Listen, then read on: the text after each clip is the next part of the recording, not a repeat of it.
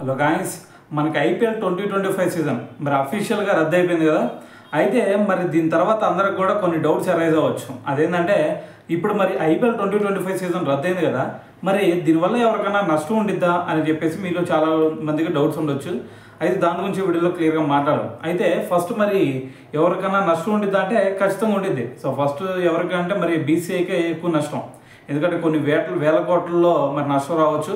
అయితే మరి ఎందుకు నష్టం ఎలా జరిగింది అంటే ఇప్పటివరకు మీరు ఐపీఎల్ సీజన్ మొత్తానికి కూడా మరి కొంతమంది బ్రాడ్కాస్టర్లు, దాని తర్వాత వచ్చేసరికి మరి బ్రాండ్ ప్రమోషన్ చేయించుకోవాలనుకునే కొన్ని సంస్థలు ఉంటాయి కదా. సో వాళ్ళందరూ కూడా ఈ సీజన్కి సంబంధించి మొత్తం కూడా అని చెప్పేసి మరి కొంత అమౌంట్ని అయితే ఇవ్వడం జరిగింది.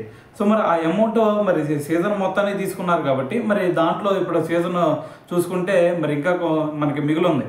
సో మరి మిగిలి ఉంది కాబట్టి మరి కొంచెం అమౌంట్ అయితే మరి రిఫండ్ అడుగుతారు. సో ఇప్పటి వరకు బ్రాడ్కాస్ట్ చేశారు, దాని తర్వాత ఇప్పటి వరకు బ్రాండ్ ప్రమోషన్ చేశారు. సో ఓకే, కానీ సీజన్ మొత్తానికి చేయలేదు కాబట్టి సో ఆ మిగిలి ఉన్న సీజన్ ఏదైతే ఉందో ఆ అమౌంట్ మొత్తం ఖచ్చితంగా వీళ్ళు రిఫండ్ అడుగుతారు. సో దానివల్ల కొంచెం లాస్ వచ్చే ఛాన్స్ అయితే బీసీఐకి ఉంది. అయితే దాని తర్వాత వచ్చేసరికి మరి ఇటువైపు ఫ్రాంచైజీస్ చూసుకుంటే ఆక్షన్లో ప్లేయర్స్ని కొనుగోలు చేసింది, ఏది మొత్తం సీజన్ మొత్తానికి అని చెప్పేసి. సో మరి ఇప్పుడు సీజన్ మొత్తం అవ్వలేదు కదా, కొంచెం వరకే అయిపోయింది. సో ఇంకా మనకి సీజన్ ఇంకా ఉంది కదా. సో మరి ఈ మ్యాచెస్ ఆడలేదు కాబట్టి సో మరి మొత్తం చెల్లించాలంటే మరి అప్పుడు కాంట్రాక్ట్లో ఈ రూల్ అయితే ఏం లేదు. సో మీరు కొన్ని మ్యాచ్లు ఆడిన తర్వాత రద్దు అయితే మరి పూర్తిగా చెల్లిస్తాం అనే ఏది లేదు మనకి ఒక రూలు.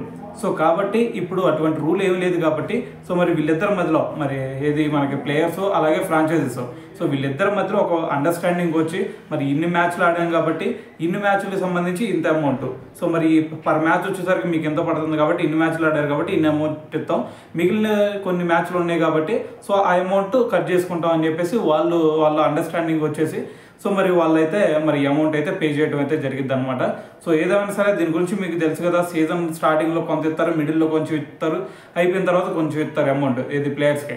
సో మరి వీటిల్లోనే మరి వాళ్ళు మధ్య అండర్స్టాండింగ్స్ని బట్టి సో ఇవైతే ఉంటాయి అనమాట. సో ఏదైనా సరే మరి మొత్తం పే చేయాలి అనే రూల్ అయితే ఎక్కడ లేదు. సో మరి చూద్దాం ఏం జరిగిద్ది, అసలు ఎలాగా వీళ్ళు చేస్తారు అనేది. సో ఏదైనా సరే మరి ఫుల్ క్లారిటీ అయితే ఇదనమాట. సో మరి బీసీఐకి అయితే ఖచ్చితంగా సో ఇది మధ్యలో ఆగిపోవడం వల్ల ఒక లాస్ అయితే జరిగిద్దని చెప్పాలి. సో ఏదేమైనా సరే మరి దీని గురించి మీరేమనుకుంటున్నారు అనేది కింద కామెంట్ చేయండి.